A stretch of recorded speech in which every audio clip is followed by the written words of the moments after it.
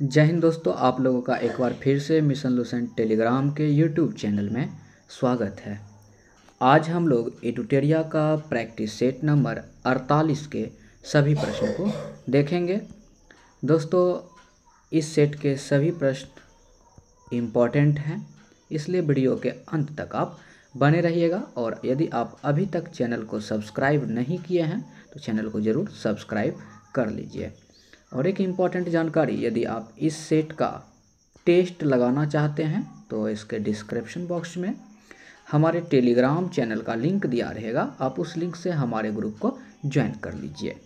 चलिए आज का वीडियो का हम लोग शुरुआत करते हैं और पहला प्रश्न को देखते हैं। पहला प्रश्न है, ध्यान से प्रश्न को सुनिएगा। पारदर्शी, जिसे पेरिस्कोप भी बोलते हैं, तो ये पारदर्शी या पेरिस्कोप किस सिद्धांत पर काम करता है? तो पेरिस्कोप जो होता है ये परावर्तन के सिद्धांत पर कार्य करते हैं। ऑप्शन नंबर डी इसका आंसर हो जाएंगे। अगला प्रश्न है, किसी वस्तु में निहित ऊर्जा को मापा जा सकता है।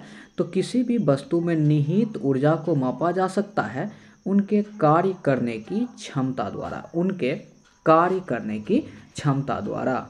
अगला प्रश्न संख्या 3 है, समदाबी प्रक्रम में निम्न में से क्या निहित रहता है? तो देखिए, सम मीन्स होता है बराबर और दाबी है, तो यहाँ पे दाब मतलब दाब जिसका बराबर हो, तो ऑप्शन नंबर सी के साथ चलेंगे, समदाबी। और वहीं यदि कहता समतापी तो उसमें ताप बराबर होता है, ठीक है, तो समदाबी है, ऑप्शन नंबर सी इसका आंसर हो जाएंगे। प्रश्न संख्या 4 को देखते हैं। प्रश्न है, वृत्तीय पथ पर दौड़ते समय एथलीट की गति होती है।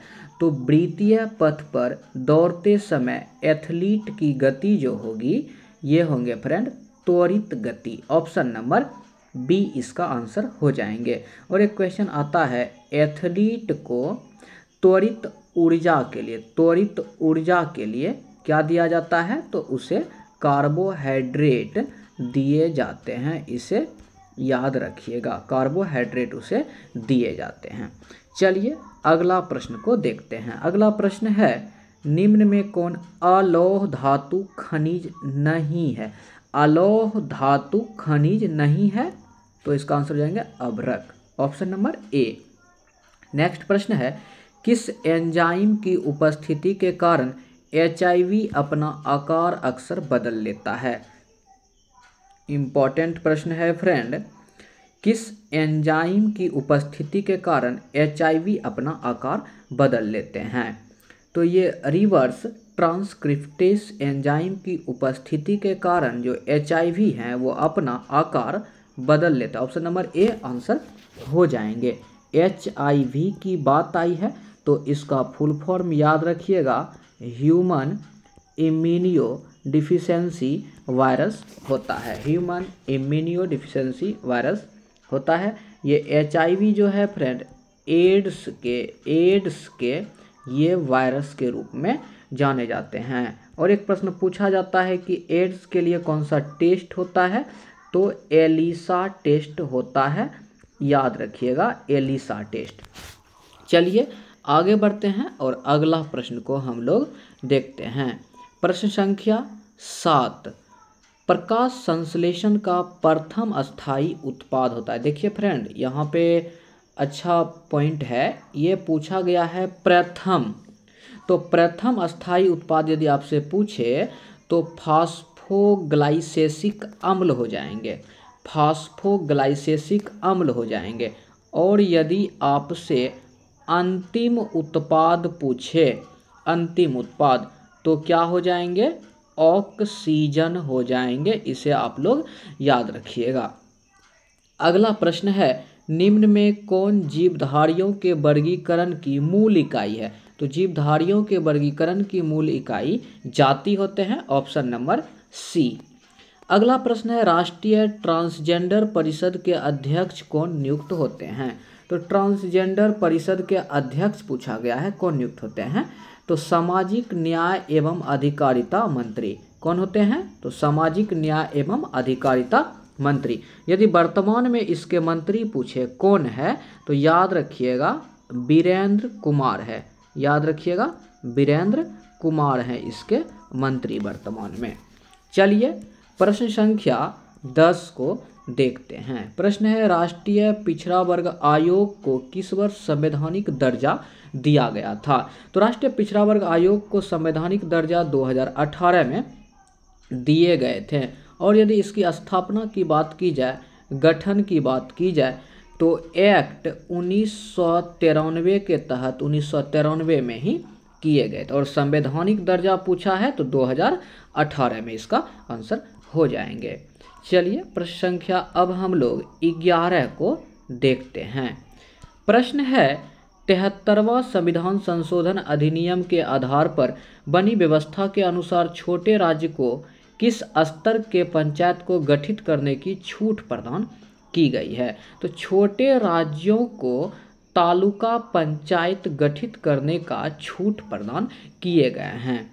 73वां संविधान संशोधन यदि आपसे पूछे कब हुआ था तो 1992 में किए गए थे। ये किससे संबंधित है? तो पंचायत से संबंधित है। इसे भी आप लोग याद रखिएगा। 92 में हुआ था और 93 में ये लागू हुए थे, ध्यान दीजिएगा फ्रेंड। अगला प्रश्न है येलो पीपल के रूप में किसे जाना जाता है? तो येलो पीपल के रूप में मंगोलियाइड्स को जाने जाते हैं। Option number A Mongoloids. अगला प्रश्न संख्या 13 को हम लोग देखते हैं। भारत में खरीफ फसल की बुआई किस माह में की जाती है? तो खरीफ फसल की बुआई पूछा हुआ है तो ये जून जुलाई में किए जाते हैं। और वहीं यदि रबी फसल की बुआई पूछे तो ये फ्रेंड अक्टूबर से नवंबर में किए जाते हैं। इसे आप लोग याद रख लीजिएगा। तो खरीफ फसल की बुआई कब थे? तो खरीफ फसल की बुआई जून जुलाई में और रबी फसल की बुआई अक्टूबर नवंबर में। अगला प्रश्न है कश्मीर को शेष भारत से जोड़ने वाला दर्रा क्या कहलाती है? तो कश्मीर मान लीजिए इधर कश्मीर है और इधर अपना भारत है, तो भारत क्या है? बहुत ही बढ़िया है। तो कश्मीर से भारत को कौन जोड़ेगा? बढ़िया से याद रखिएगा बनिहाल दर्रा। बनिहाल दर्रा। तो कश्मीर को शेष भारत से जोड़ने वाला दर्रा कौन है? बनिहाल दर्रा। इसे याद रखिएगा। अगला प्रश्न है भारत के कुल क्षेत्रफल के कितने प्रतिशत भाग पर उच्च पर्वत श्रेणियों का विस्तार है? तो 10.7% भाग पर उच्च पर्वत श्रेणी का विस्तार है। प्रश्न संख्या 16 को देखते हैं। प्रश्न है जलोढ़ मिट्टी के संदर्भ में निम्नलिखित में से कौन सा कथन सही है? चलिए सही कथन को देखते हैं। इसमें है इनमें रेत की मात्रा पश्चिम से पूरब की ओर घटती है। बिल्कुल सही है। जलोढ़ मिट्टी बांगर एवं खादर के स्वरूप में होते हैं। बिल्कुल सही है। जलोढ़ मिट्टी में जो बांगर होता है फ्रेंड, पुरानी जलोढ़ मिट्टी को क्या कहते हैं? बांगर। और नई जलोढ़ मिट्टी को क्या कहते हैं? खादर। याद रखिएगा। आगे है यह मृदा, ये मृदा देश के कुल 40% हिस्सा पर फैला हुआ है। बिल्कुल सही है। लास्ट पॉइंट है इस मिट्टी में पोटास की मात्रा अधिक और फास्फोरस की मात्रा कम होती है। बिल्कुल सभी ऑप्शन ही सही है। तो ऑप्शन नंबर डी 1, 2, 3, 4 इसका आंसर हो जाएंगे। अब प्रश्न संख्या 17 को देखते हैं। प्रश्न है स्वतंत्रता के पूर्व किस प्रांत में महार समुदाय को अछूत माना जाता था? तो स्वतंत्रता के पूर्व बंगाल प्रांत में महार समुदाय को अछूत माने जाते थे। दक्षिण पूर्वी एशिया की सबसे लंबी नदी मेकोंग नदी हो जाएंगे। दक्षिण पूर्वी एशिया की सबसे लंबी नदी मेकोंग नदी हो जाएंगे। इरावदी नदी पूछे तो ये म्यांमार में बहती है। ये म्यांमार में बहती है। टिग्रिस पूछे तो बगदाद की राजधानी जो है टिग्रिस, बगदाद की राजधानी टिग्रिस जो है इसी नदी के किनारे बसे हुए हैं। और पोटोमेक यदि आपसे पूछे तो पोटोमेक नदी के किनारे वाशिंगटन जो है ये फ्रेंड बसे हुए हैं। इनके अलावा एक फैक्ट और हम आपके सामने रख रहे हैं। ये जो मेकोंग नदी है, दक्षिण पूर्वी एशिया की सबसे लंबी नदी, इस मेकोंग नदी को लेकर गोल्डन ट्रायंगल बनता है। गोल्डन ट्रायंगल बनता है, इसे याद रखिएगा। तो गोल्डन ट्रायंगल में मुख्य रूप से जो है इसमें फ्रेंड 3 देश शामिल है। 3 देश याद रखिएगा, LMT। L फॉर याद रखिएगा क्या हो जाएंगे, लाओस याद रखिएगा। L फॉर लाओस हो जाएंगे।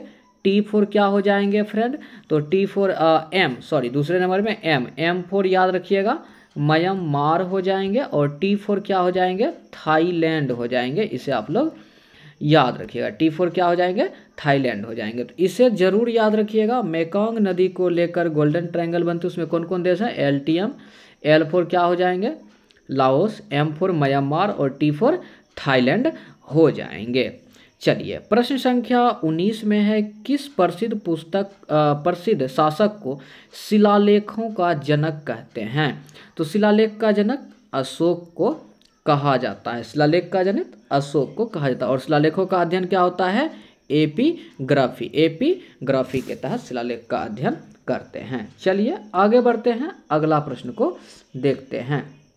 प्रश्न संख्या 20 है, चोल राजा राजेंद्र ने कौन सी पदवी धारण नहीं की थी। तो क्या क्या की थी पहले ये देख लेते हैं।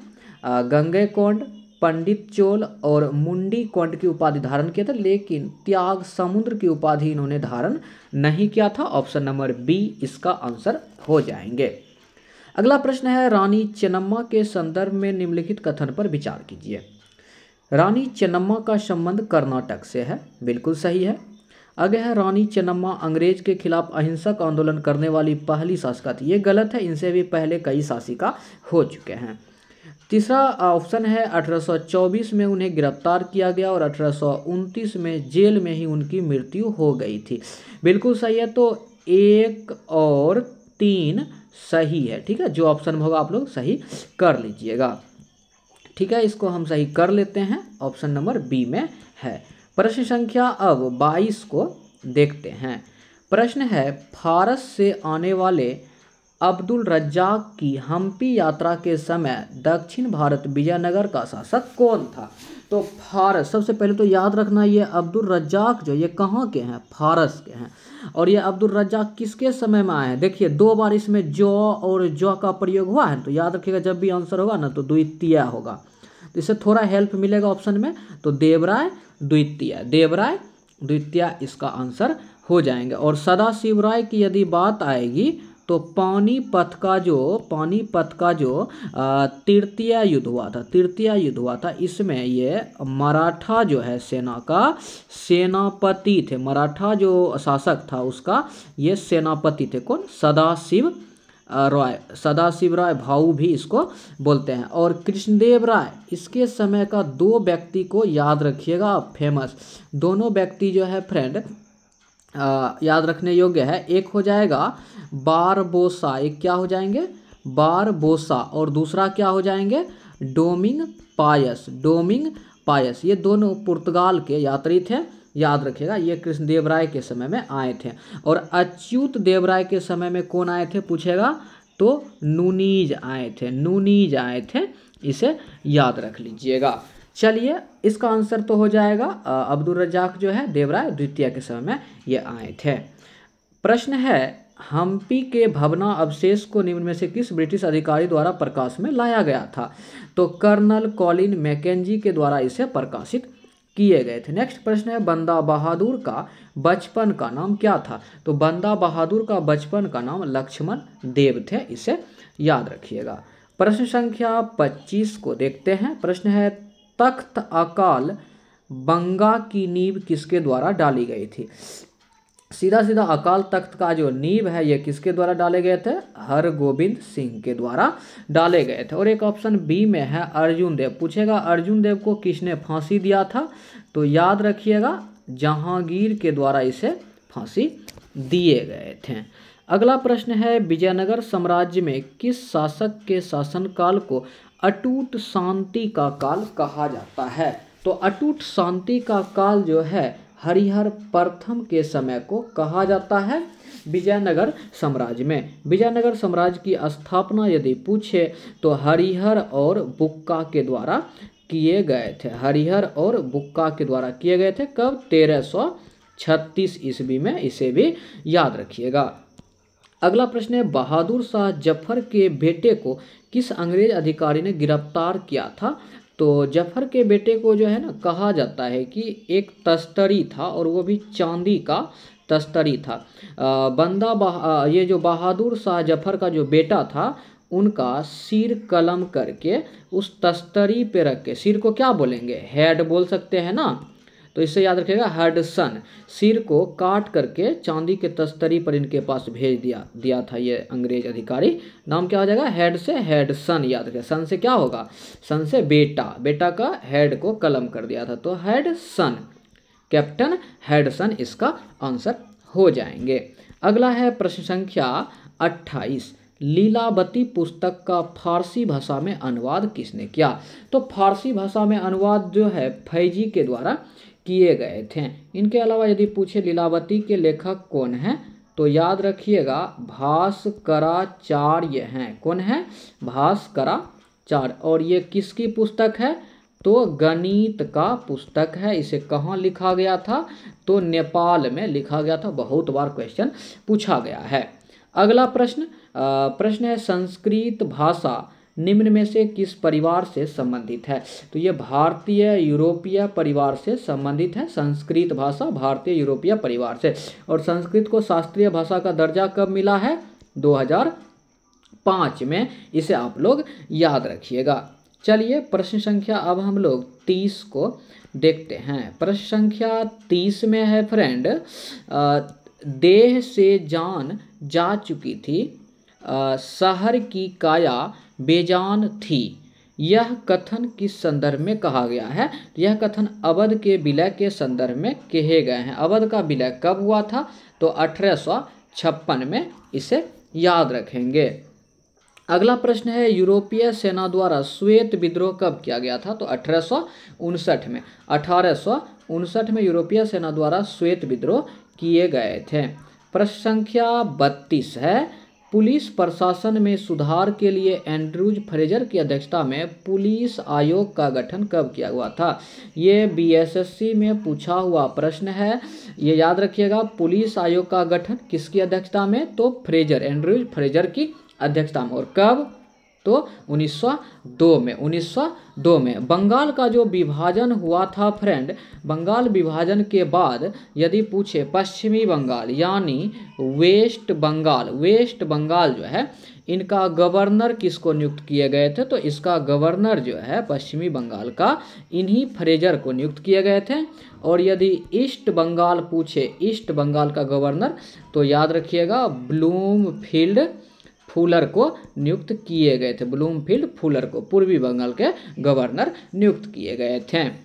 अगला प्रश्न है प्रश्न संख्या 33, लुसाने की संधि किन दो देश के मध्य हुई? तो लुसाने का संधि जो है तुर्की और यूनान के मध्य हुए हैं। ऑप्शन नंबर सी इसका आंसर हो जाएंगे, तुर्की और यूनान। प्रश्न संख्या 34 को देखते हैं। प्रश्न निम्नलिखित में से किस नाम से डच की व्यापारिक संस्था को जाना जाता था? तो यहाँ पे पूछा गया है डच। आप लोग एस्तादो द इंडिया में फंसेंगे, लेकिन याद रखिएगा डच जब भी पूछा जाए तो याद करेंगे आप किसको? वॉक को, डच वॉक को। और एस्तादो द इंडिया जब भी पूछा जाए तो आप पुर्तगाल आंसर कर सकते हैं। जो पुर्तगाली ईस्ट इंडिया कंपनी थी, इस कंपनी को एस्तादो द इंडिया के नाम से जाना जाता था। अगला प्रश्न देखते हैं। अगला प्रश्न है, भारत सरकार द्वारा किस वर्ष के बजट में न्यूनतम वैकल्पिक कर को समावेशित किए गए थे? तो 1997-98 का जो बजट था इसी में भारत सरकार के द्वारा न्यूनतम वैकल्पिक कर का समावेशन किया गया था। अगला प्रश्न संख्या 36, 2011 की जनगणना के अनुसार भारत का दशकीय वृद्धि कितना है? फ्रेंड मोस्ट इंपॉर्टेंट क्वेश्चन, ये भी बीएसएससी में पूछा हुआ है। तो 2011 की जनगणना के अनुसार भारत का दशकीय वृद्धि पूछेगा तो 17.72% था, 17.72% थे। अगला प्रश्न है, एकीकृत जनजातीय विकास परियोजना किस पंचवर्षीय योजना के एक भाग के रूप में अस्तित्व में आई थी? तो एकीकृत जनजातीय विकास परियोजना यहाँ पे दिया हुआ है, तो ये 5वीं पंचवर्षीय योजना के एक भाग के रूप में अस्तित्व में आए थे। प्रश्न संख्या 38, प्रश्न निम्नलिखित में से कौन भारत में ग्रामीण रोजगार का सबसे बड़ा कार्यक्रम है? तो भारत में ग्रामीण रोजगार का सबसे बड़ा कार्यक्रम मनरेगा है। इसे याद रखिएगा। मनरेगा जो है फ्रेंड, इसकी शुरुआत 2 अक्टूबर 2009 को किए गए थे। मनरेगा याद रखिएगा। और ट्राइसेम की शुरुआत 1979 में किए गए थे, इसे भी आप लोग याद रखिए। अगला प्रश्न है, राष्ट्रीय आय में शामिल नहीं होता है। तो राष्ट्रीय आय में शामिल क्या क्या होता है ये देख लीजिए। भूकंप पीड़ित की सहायता, लॉटरी द्वारा पुरस्कार जीतना, ये गलत है। अगला है नए मकान का निर्माण, सही है सभी। तो इसमें शामिल नहीं होता है, तो ऑप्शन नंबर बी के साथ हम लोग चलेंगे। ऑप्शन नंबर बी इसका आंसर हो जाएंगे। चलिए प्रश्न संख्या अब हम लोग 40 को देखते हैं। प्रश्न संख्या 40 में है, श्रम शक्ति सहभागिता दर को किस रूप में परिभाषित किया जा सकता है? तो श्रम शक्ति सहभागिता दर को नियोजित एवं बेरोजगार की संख्या के अनुपात के रूप में परिभाषित कर सकते हैं। ऑप्शन नंबर सी इसका आंसर हो जाएंगे। व्यक्ति की उपार्जन क्षमता का संवर्धन निम्न में से कौन करता है? व्यक्ति की उपार्जन क्षमता का संवर्धन पूछा गया है, तो प्रशिक्षण, प्रवसन, स्वास्थ्य और श्रम बाजार की जानकारी सभी के द्वारा करेंगे। ऑप्शन नंबर डी इसका आंसर हो जाएंगे। प्रश्न संख्या 42 के प्रश्न को देखते हैं। प्रश्न संख्या 42 में निम्नलिखित घटनाओं पर विचार कीजिए। नीचे लिखा हुआ उपयुक्त घटना को पृथ्वी पर उनके उत्पन्न होने के कालक्रम में व्यवस्थित कीजिए तथा कूट में आंसर दीजिए।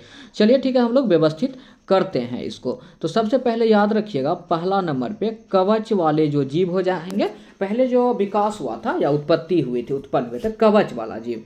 उस जीव के बाद जो है, उसके बाद वहाँ से कीट का निर्माण हुआ, ये 2 नंबर हो जाएंगे, कीट का निर्माण। फिर उसके बाद सरीसृप का निर्माण हुआ और लास्ट में स्तनधारी का निर्माण हुआ। तो क्या आंसर जाएंगे? 3, 2, 1, 4। 3, 2, 1, 4। ऑप्शन नंबर सी में ऐसा ऑप्शन है। और है साइक्लोप्रोपेन में कार्बन परमाणु की संख्या। तो साइक्लोप्रोपेन में कार्बन परमाणु की संख्या पूछे। सबसे पहले तो इसका सूत्र हम लोग को जानना चाहिए। साइक्लोप्रोपेन का सूत्र होता है C3H6।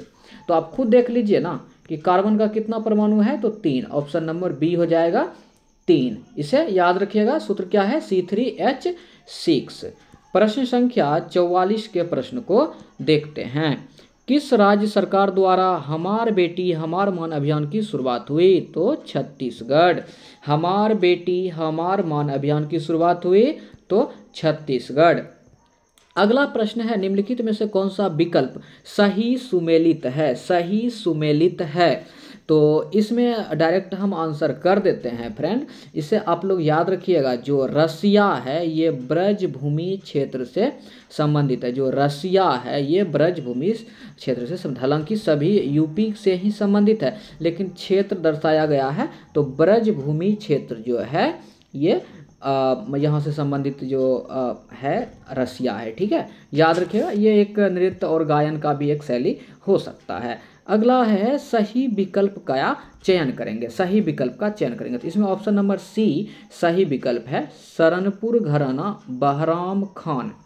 सरनपुर घराना बहराम खां, इसे याद रखिएगा, केवल सी नंबर ही सही है। इसके अलावा एक और याद रख लीजिए, उस्ताद विलायत खां, इसका घराना पूछेगा ना तो आगरा घराना, या कभी कभी ऑप्शन में आपको गोरखपुर घराना भी देखने को मिलेगा। इसे याद रख लीजिए, दोनों को, एक बहराम खां सरनपुर घराना और उस्ताद विलायता खां आगरा घराना। ऑप्शन नंबर सी इसका आंसर था।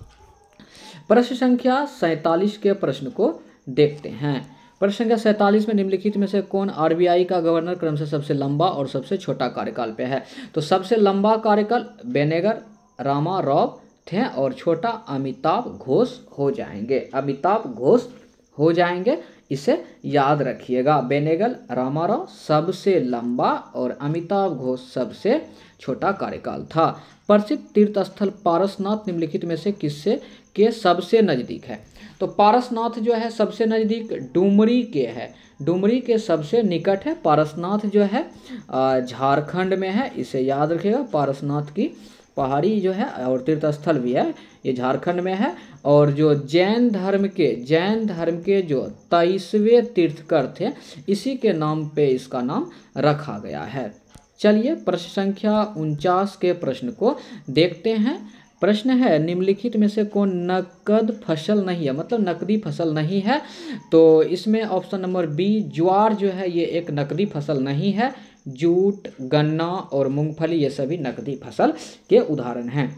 आसियान क्षेत्रीय मंच की स्थापना किस वर्ष की गई थी? तो आसियान क्षेत्रीय मंच की स्थापना 1994 में किए गए थे। चलिए 50 प्रश्न समाप्त होता है। जल्दी से स्मरणीय तथ्य में राष्ट्रकूट वंश के बारे में हम लोग देख लेते हैं। राष्ट्रकूट वंश के संस्थापक दंती दुर्ग और इसकी राजधानी मान्यखेट थी।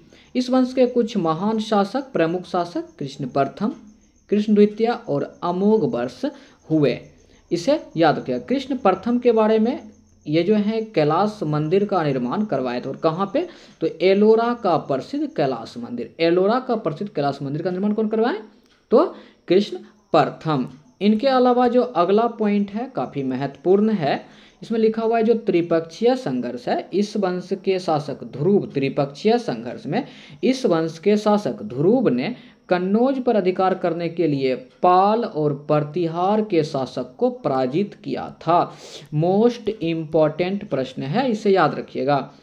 प्रसिद्ध कन्नड़ पुस्तक कविराज मार्ग का रचना कौन किया है? अमोघ वर्ष। पुस्तक का नाम याद रखें, कविराज मार्ग का रचना कौन किया है? अमोघ वर्ष। और किस भाषा में? तो कन्नड़ भाषा में। कन्नड़ भाषा को शास्त्रीय भाषा का दर्जा कब प्राप्त हुआ था? इसे भी याद रख लीजिए, 2008 में। इसके साथ 2008 में ही तेलुगु को भी शास्त्रीय भाषा का दर्जा प्राप्त था। अगला प्रश्न है गणित सार के लेखक महावीराचार्य हैं और अमोघ वृत्ति के लेखक शाक्तायन है। ये दोनों किसके दरबार में रहते थे? तो दोनों ही अमोघ वर्ष के दरबार में रहते थे। गणित सार के लेखक कौन है? महावीराचार्य। और अमोघ वृत्ति के लेखक शाक्तायन, दोनों किसके दरबार में? अमोघ वर्ष के दरबार में। अमोघ वर्ष जैन धर्म के अनुयायी थे। कौन से धर्म के? तो जैन धर्म के अनुयायी थे। और आज का लास्ट प्रश्न होगा, राष्ट्रकूट शासक इंद्र तृतीय के शासनकाल में अरब निवासी अल मसूदी भारत आए थे। अल मसूदी कहाँ के निवासी थे? तो अरब के। और किसके समय में आए थे? इंद्र तृतीय के समय में। इंद्र तृतीय किस वंश के शासक है? तो राष्ट्रकूट वंश के शासक है। फ्रेंड, यह आज का अंतिम प्रश्न था। यदि आपको वीडियो अच्छा लगता हो तो एक लाइक अवश्य करें। आपका एक लाइक हमारे मोटिवेशन का कारण बनती है। धन्यवाद।